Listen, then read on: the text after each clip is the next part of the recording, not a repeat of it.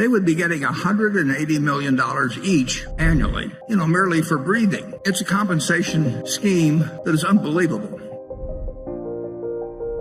Some years ago, I made a wager, and I promised to report how the wager was coming out. It seems appropriate to point out a rather obvious lesson. Incidentally, when I offered to make the wager, namely that somebody could pick out 5 hedge funds and I would take the unmanaged S&P Index used by Vanguard fund, and I would bet that over a 10-year period that the unmanaged index would beat these 5 funds that were managed by people who were charging incredible sums to people because of their supposed expertise. And a fellow I like bet that he could pick out 5 hedge funds. These were funds of funds. In other words, there was one hedge fund at the top, and then that manager picked out who he thought were the best managers underneath, and then bought into these other funds in turn. So that the 5 funds of funds represent maybe 100 or 200 hedge funds underneath. Now, bear in mind, the fellow making the bet was picking out funds where the manager on top was getting paid perhaps 0.5% a year, plus a cut of the profits, for merely picking out who he thought were the best managers underneath, who in turn were getting paid maybe 1.5 or 2%, plus a cut of the funds on profits. So the result is, after 8 years and several hundred hedge fund managers being involved, is that now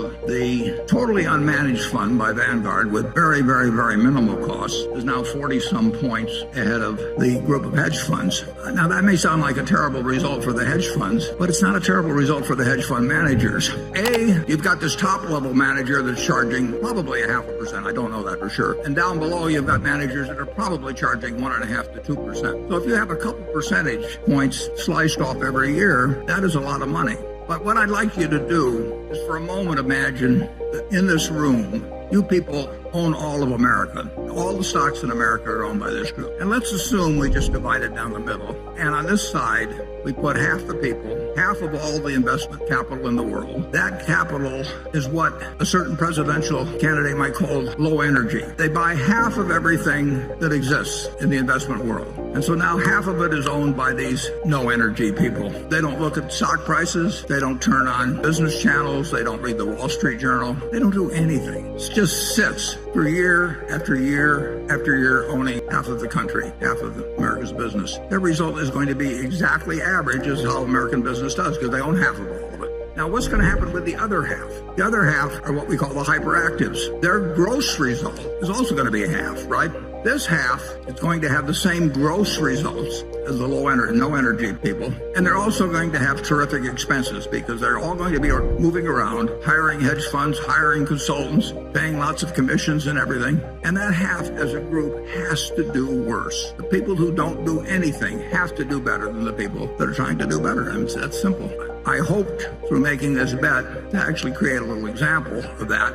But it seems so elementary. But I will guarantee you that no endowment fund, no public pension fund, no extremely rich person wants to sit in that part of the auditorium. They just can't believe that because they have billions of dollars to invest, that they can't go out and hire somebody who will do better than average. I hear from them all the time. Supposedly sophisticated people, generally richer people, hire consultants, and no consultant in the world is going to tell you just buy an S&P index fund and sit for the next 50 years. You don't get to be a consultant that way. You certainly don't get an annual fee that way. So the consultant's got every motivation in the world to tell you, this year I think we should concentrate more on international stocks, or this year this manager's particularly good on the short side. And so they come in and they talk for hours, and you pay them a large fee, and they always suggest something other than just sitting on your rear end and participating in American business without cost. And then those consultants, after they get their fees, they in turn recommend to you other people who charge fees, which, as you can see over a period of time, cumulatively eat up capital like crazy.